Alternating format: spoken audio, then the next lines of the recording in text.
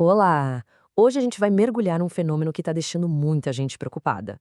Por que regiões super avançadas em tecnologia, como a Europa, estão perdendo seus melhores talentos em inteligência artificial?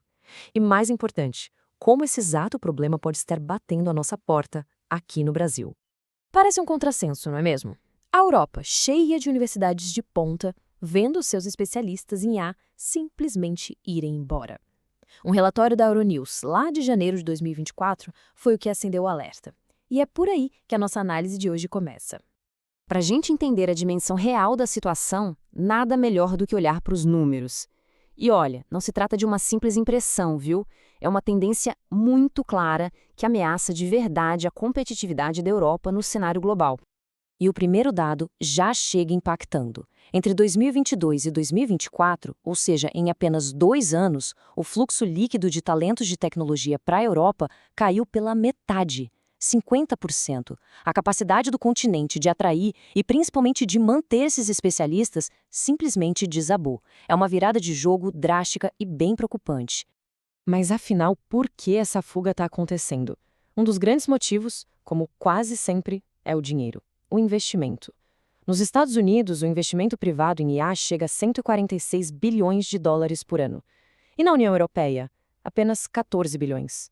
A diferença é de mais de 10 vezes. Fica bem óbvio para onde o dinheiro e, claro, as melhores oportunidades estão fluindo. O talento é como a água, né? Ele corre para onde tem mais oportunidade, para onde o terreno é mais fértil. Não é uma questão de falta de amor ao país, é pura lógica. No fim das contas, a Europa acaba formando profissionais de altíssimo nível que vão gerar inovação, riqueza e impostos em outras economias. Bom, e aqui a gente chega no ponto central do ensaio que baseia essa nossa conversa. Essa fuga de cérebros não é um acaso. O argumento é que ela é um sintoma de uma doença mais profunda, um problema que o autor chama de esclerose institucional. E o que seria essa tal de esclerose institucional? Pensa assim, é quando as regras do jogo se tornam tão duras, tão inflexíveis, que elas acabam protegendo quem já está no topo e punindo qualquer ideia nova. Em vez de estimular a competição e a novidade, o sistema cria barreiras que acabam sufocando a inovação. Pela ótica do economista Douglas North, leis como o AI Act da Europa aumentam absurdamente o que ele chama de custos de transação. Imagina isso como um atrito, uma dificuldade. A burocracia, a confusão jurídica espalhada por 27 países diferentes, tudo isso torna a tarefa de inovar algo extremamente caro e lento. Para quem quer criar, a decisão mais racional acaba sendo ir embora. E a teoria de Manco-Olson ajuda a gente a entender o porquê disso. É que grupos de interesse pequenos, mas muito bem organizados, pensa em grandes corporações, sindicatos fortes, conseguem influenciar as leis com muito mais eficiência do que os inovadores, que geralmente estão dispersos. O resultado? Leis que beneficiam quem já está estabelecido e que, na prática, expulsam a nova concorrência.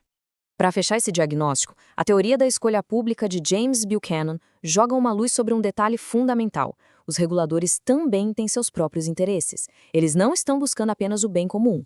Muitas vezes, buscam expandir o próprio poder, o próprio prestígio. E leis mais complicadas significam o quê? Mais poder para a burocracia, mesmo que o resultado seja péssimo para a inovação do país. E é exatamente aqui que a história da Europa se transforma num alerta direto e bem sério para o Brasil. Porque o que acontece lá não é um caso isolado, é um espelho do caminho que o nosso país parece determinado a seguir. Os mesmíssimos erros institucionais estão sendo replicados por aqui. A semelhança chega a ser assustadora. O nosso projeto de lei 2338 de 2023 é praticamente um copia e cola do AI Act europeu. Usa a mesma lógica de classificar a IA por risco, a mesma justificativa de buscar uma IA ética. Ou seja, o Brasil está importando um modelo que já deu sinais claros de problema, se arriscando a ter o mesmíssimo resultado, a fuga dos nossos melhores talentos. E veja bem, isso não é uma ameaça distante, teórica. Isso já acontece. Essa frase é de uma pesquisadora brasileira da USP explicando por que decidiu sair do país. A fuga de cérebros é movida por essa sensação de asfixia, de que o ambiente não dá a liberdade necessária para criar. É a busca por um lugar que recompense e não que sufoque a inovação. E como se não bastasse a falta de liberdade, ainda temos que somar o fator financeiro. Um desenvolvedor de software nos Estados Unidos pode chegar a ganhar 8 vezes mais do que um colega com as mesmas qualificações aqui no Brasil. Agora junte a burocracia, o ambiente hostil à inovação, com essa diferença salarial gritante. O incentivo para sair do país se torna quase impossível de resistir. Pois é, isso tudo nos leva à parte, digamos, mais sombria da análise. O que acontece quando um país não consegue mais segurar seus talentos por mérito, por atração? A história mostra que ele pode apelar para a força, tentando prender o talento que não consegue mais seduzir.